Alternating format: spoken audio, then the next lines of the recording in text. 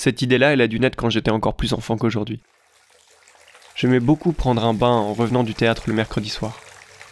Mon esprit était plus léger et libre de vagabonder très longtemps au-dessus de l'eau brûlante. J'étais plongé dans l'atmosphère de cette salle de bain unique qui me faisait bouillonner d'idées.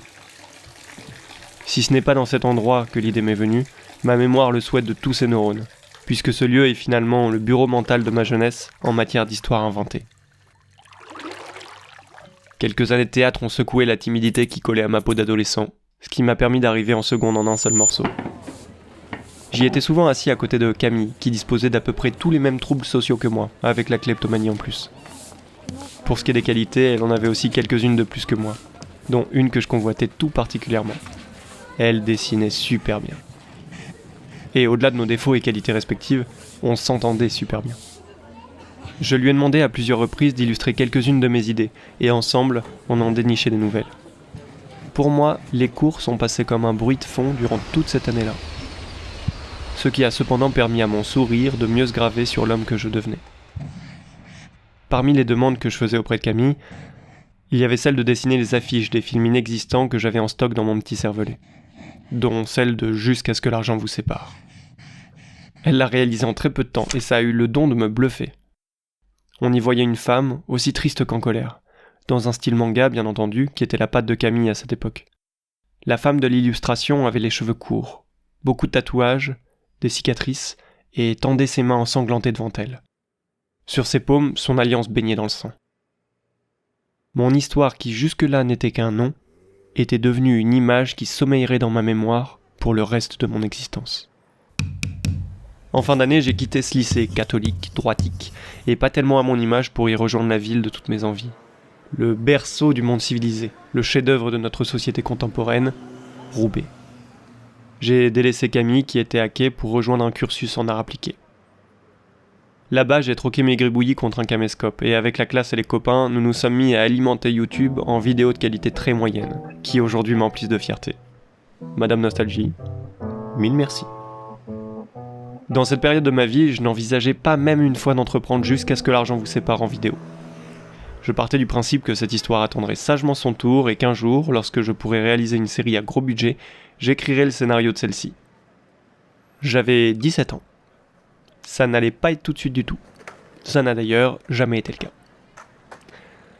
Heureusement, j'ai toujours eu la niaque comme un personnage de shonen, et grâce à ma naïveté, je n'ai jamais capté que la vraie vie se passait d'ellipses. Ce procédé qui permet de raccourcir tous ces passages longs et inintéressants. Notamment ce moment où, dans une histoire, le héros ou l'héroïne enfant devient un ou une redoutable guerrière aux compétences de combat impressionnantes. L'affaire d'une demi-page de roman, d'un fondu au noir dans un film, ou de 10, 20, 25 ou 50 ans en réalité. Pour ne pas sortir des schémas classiques, je vais donc en faire une maintenant. Elle englobe la fac de cinéma et l'école de publicité, qui n'est que le prolongement de mes années lycée où les cours et les essais de récits sous toutes leurs formes se sont succédés jusqu'à la création de Bonnes Nouvelles. Des années pleines de tentatives, d'envie, de rencontres et d'encouragement. Bonnes Nouvelles, c'était l'origine du comptoir aux histoires. C'était avec Quentin que tout ça a commencé. Je le salue au passage, et je n'entre pas dans les détails. Il existe un texte intitulé La Genèse qui explicite cette partie de l'histoire, et comment le projet est devenu le comptoir. Bonne Nouvelle existait alors depuis quelques mois. Quentin et moi débordions d'idées et d'envie de déployer le projet dans tous les sens. Des séries, des interviews, des figurines, des making-of, des t-shirts, des albums de musique, des jeux, des invités, la gloire, ses rançons, ses sentiers, le prestige, la tentation du pouvoir, le rachat de sociétés sur le déclin et la délocalisation au Groenland suite à la fonte des neiges et même la fierté de nos parents ont dû faire partie de cette vaste étendue de projection que comprennent tout à fait les joueurs de l'auto. À ce moment-là, je m'étais installé à Lille, chez Alan. J'ai vécu 4 mois chez lui, avec Théophile, mon sensei et la moitié de mon meilleur ami. Lorsque sont tombées les vacances des socialement adaptés, je suis parti à la mer avec Celle. Celle, c'est le coup de cœur d'un été qui a rapidement fini par réchauffer tous les mois de l'année.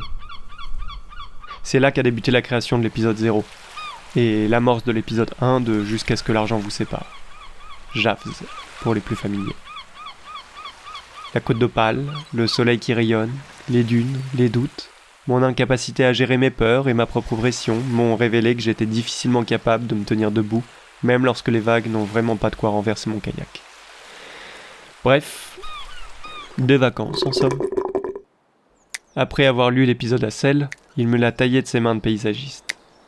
Il a élagué ce qui dépassait, et il a arrosé de compliments les bourgeons de ma créativité pour qu'ils puissent fleurir et se déployer. Au retour des vacances, je présente le texte à Quentin. Après la lecture, Quentin était extrêmement emballé. Il réfléchissait déjà à des voix. Et il saurait prendre son mal en patience pour découvrir la suite. Écrire tout seul, c'est moins stimulant. Et ça me faisait encore un peu peur à l'époque. L'échéance venait d'être créée et se rapprochait déjà. En effet, ma mère avait sauté sur l'annonce de mon envie d'écrire une série en me disant « Tu devrais sortir ta série l'été, c'est bien, les gens ils ont plus de temps l'été. » Oui, c'est vrai, elle a raison ma maman, que je me disais. Alors oui, les gens ont plus de temps l'été, mais ils le prennent pour eux ce temps. Chose que je réaliserai beaucoup plus tard grâce à Hugo, l'autre moitié de mon meilleur ami au complet, mon égal lorsqu'il s'agit de pleurer.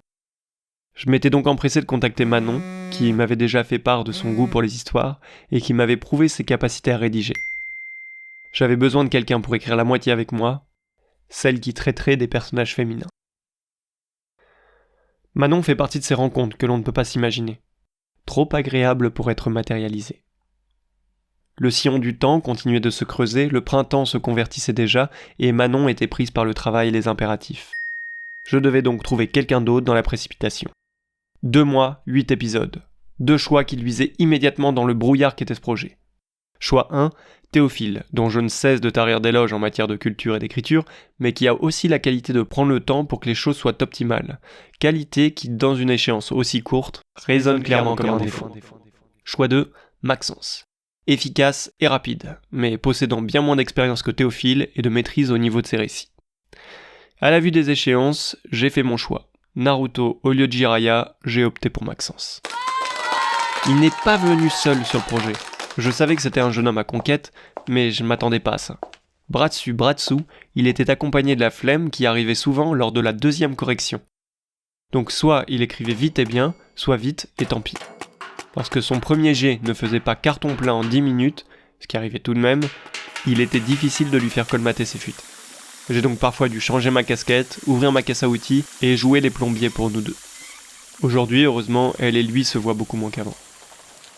En dehors de sa plume qui était trop mécanique à ce moment-là, Maxence avait l'envie et les idées. Et en dehors de ses blagues lourdes et répétitives, il avait et a toujours la finesse et l'esprit. Mais que voulez-vous ? C'est plus facile de faire ce pourquoi on est bon que ce pourquoi on exulte. L'apparence de clown cache à bien des égards le combattant et ralentit sa force de frappe, malheureusement. Mais jeté dans l'arène, il n'a pas eu d'autre choix que celui d'affûter sa mine. S'en est suivi des sessions d'écriture, où les idées se sont développées un peu plus chaque jour, sur le canapé d'Alan et contre les remarques de Théophile. Les brouillons sont devenus des Google Docs, et peu à peu, notre drive s'est changé en armoire magique, réceptacle de notre récit. J'ai déménagé et emménagé un peu partout là où le vent m'a engouffré, poursuivant l'écriture avec Maxence, dans moult chaises et canapés de proches et d'amis, parfois à 1000 km de mon coéquipier. Tandis que Théophile pointait habilement du doigt les rouages défaillants de mon scénario, Hugo me conseillait face aux difficultés rencontrées, en se préservant d'absolument toute l'histoire que j'ai hâte de lui raconter. Un jour, enroulé dans la paresse, ouais, moi aussi elle m'a charmé, j'étais face à un problème pénible de rythme sur le début de la série. J'avais clairement renoncé à le rectifier. Lui, il me partagea ceci. Dans son activité, ils construisent de grosses machines pour leurs clients. Lorsqu'ils repèrent une erreur qui peut être rectifiée, ils se forcent à la corriger, même si cela va reporter la livraison. Cela évite d'être confronté au problème plus tard lorsque la machine est sur place et terminée. Grâce à lui, j'ai appliqué cette méthode plusieurs fois dans ce projet, et grâce à ça, je peux dire que cette série est l'œuvre que j'ai le plus abouti dans ma vie. Pour l'instant, espérons qu'elle passe les années suivantes à se faire détrôner. J'ai eu la chance de lire quelques épisodes de la série, voir son entièreté auprès d'amis. Maxence a aussi pu en faire de même de son côté, pour la tester et pour qu'on puisse comprendre si elle fonctionnait. J'étais hyper heureux de pouvoir raconter chaque épisode à ma belle-sœur, qui attendait quotidiennement la suite de ce que les personnages allaient traverser. Après les lectures, elle me parlait d'eux comme s'ils avaient existé. J'ai été marqué par Cyprien qui m'a exprimé le fait qu'il n'avait rien à redire et qu'il attendait la suite, avec impatience. Mais j'ai été aussi enchanté par Lucas qui m'a écouté sur l'oreiller, touché par Emmeline qui partageait les références de mes inspirations et qui m'a conseillé sur la suite des opérations. Enivré par Alan et Ismaël et le plaisir de recevoir un déluge de critiques constructives. Impressionné par la patience de Celle à ne pas vouloir être spoilé. galvanisé par Caroline qui m'a complimenté sur l'écriture d'un personnage en particulier. Rassuré par les retours venant de celles et ceux qui l'ont entendu et que je ne connais toujours pas. Encouragé par mes collègues et amis tout au long de l'année. Honoré par Valérie et tous ses proches honnêtes qui m'ont dit lorsqu'ils n'avaient pas apprécié. Conforté par Léna, ma colocatrice, que pourtant j'harcelais avec ce projet. Elle aussi, elle a voulu lire la série. Mais quand elle a mis le nez dans mes brouillons, elle a tout bien rangé dans des pochettes plastifiées. Et une fois que tout était bien rangé, bien ordonné, dans le bon ordre, elle s'est dit qu'elle allait attendre la sortie plutôt que de lire. Et enfin, et toujours, j'ai été bousculé par l'appréhension de dévoiler mon texte à Théophile, qui est le boss final de tous mes projets. J'ai reçu plusieurs fois de la part de certains que cela pourrait être une série Netflix. Je dois admettre que cette insulte pour mes oreilles était un compliment bien chaleureux venant de la bouche de ceux qui l'ont prononcé. Pour résumer, j'ai passé des mois à vivre le rêve d'un enfant avec le savoir d'un adulte. J'ai passé des mois à vivre une histoire vraie. Quand l'écriture fut terminée, j'ai pu commencer les enregistrements, en même temps que les castings. Certains personnages écrits pour certaines personnes n'ont finalement pas été incarnés par ceux que je désirais. Beaucoup d'entre eux sont des amis rencontrés dans le courant de l'année, ou repêchés dans mes parcours précédents. C'était une belle manière pour moi de renouer ou continuer de tendre les liens d'autrefois. J'ai pu conserver dans cette création un souvenir de chacun d'eux, comme une centaine de cartes postales affichées sur la porte du réfrigérateur. Tant d'amis, tant de rencontres, tant de motivations, tant de personnages qui sont mieux écrits par mon quotidien que par mon esprit. En plus d'être à mon cœur la raison de ces battements, ils sont à mes yeux d'innombrables histoires et comportements qui me sont inspirants. J'étais heureux de pouvoir les retrouver et les redécouvrir dans ce studio qui était ma chambre. Là où la nuit je donnais naissance à mes rêveries, le jour ils les ont matérialisées en réalité. Assis sur mon lit ou à 1 mètre de lui, tour à tour, ils se trouvaient là où le sérieux de mon métier croisait la douceur de mon intimité. Bon nombre d'entre eux ne se connaissent pas et se connaîtront jamais. Pourtant, ils ont vécu la même aventure et ils partagent au bout du compte la même histoire qui m'a animé. Afin d'éviter de rallonger d'une demi-heure la durée de ce texte déjà beaucoup trop long, je garde les précieux souvenirs de ces moments pour moi, en ayant bien entendu une pensée très émue lorsque j'écris ces mots. À l'heure actuelle, tous les personnages ont bien été incarnés et enregistrés. Nous en sommes là, à attendre que je me lance dans le montage, appréhendant ce qui approche, alors que pourtant, le pire qui puisse arriver n'est pas si dramatique. Je suis installé à Orléans depuis maintenant 2 mois. On dit qu'ici, il y a 600 ans, une femme, paysanne, est parvenue à libérer la ville avec une épée et une armée au Moyen-Âge en période de guerre et de maladie. Je dois bien être capable, moi, bien nourri, bien loti, bien entouré, de sortir une pauvre série avec Audacity et le RSA en 2022, en période de vacances scolaires. Voilà. Maxence et moi sommes très impatients d'avoir vos retours concernant notre histoire. Ça ne soigne pas la misère, ça n'arrête pas les balles, ça n'éponge pas les découverts, et ça ne rétablit pas la paix universelle, mais ça a rassemblé nos petits potes et nos petits proches autour d'un projet commun, et ensemble, vous allez voir de quoi on a été capable. Ça s'appelle Jusqu'à ce que l'argent vous sépare, ça commence à sortir dans 2 semaines, et c'est une grande première pour nous.